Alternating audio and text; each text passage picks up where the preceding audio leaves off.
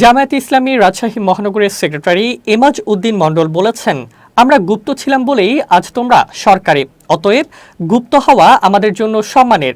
শনিবার রাজশাহীতে আয়োজিত গণমিছিল ও সমাবেশে তিনি এ মন্তব্য করেন। গণভোটের রায় বাস্তবায়ন, তেল, গ্যাস, বিদ্যুৎ সংকট নিরসন, দ্রব্যমূল্যের ঊর্ধ্বগতি নিয়ন্ত্রণ এবং শিক্ষাঙ্গনে সন্ত্রাসের প্রতিবাদে কেন্দ্রীয় কর্মসূচির অংশ হিসেবে মহানগর 11 দলীয় ঐক্য জোট এ কর্মসূচির আয়োজন করে।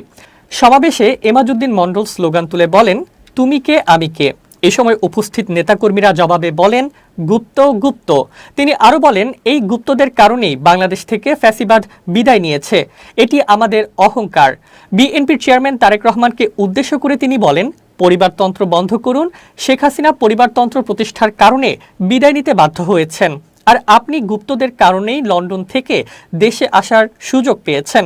পরিবারতন্ত্র বন্ধ না হলে আর জীবনে বাংলাদেশে ঢুকতে পারবেন না। তিনি অভিযোগ করেন, শিক্ষা প্রতিষ্ঠান দখল করতে বিএনপি সন্ত্রাসী ক্যাডারদের ব্যবহার করছে এবং তারা সাধারণ শিক্ষার্থী ও ইসলামী ছাত্র শিবিরের নেতাকর্মীদের ওপর হামলা চালাচ্ছে।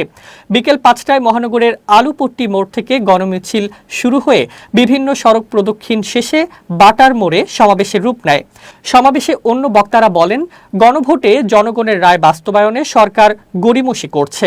জনদুর্ভোগের কথা তুলে ধরে বক্তারা বলেন, বর্তমান সরকার ক্ষমতায় আসার পর থেকে দেশের মানুষ নানাবিধ সমস্যার সম্মুখীন হচ্ছে। বিশ্ববাজারে জ্বালানি তেলের সংকট না থাকলেও বাংলাদেশের মানুষ 10 থেকে 12 ঘন্টা লাইনে দাঁড়িয়েও তেল পাচ্ছেন না। ক্ষমতায় আসার মাত্র 3 মাসের মধ্যেই বিদ্যুৎ, গ্যাস ও জ্বালানি তেলের দাম বৃদ্ধি করা হয়েছে। জনগণকে বিদ্যুৎ দিতে না পারলে ক্ষমতায় থাকার কোনো অধিকার এই সরকারের নেই।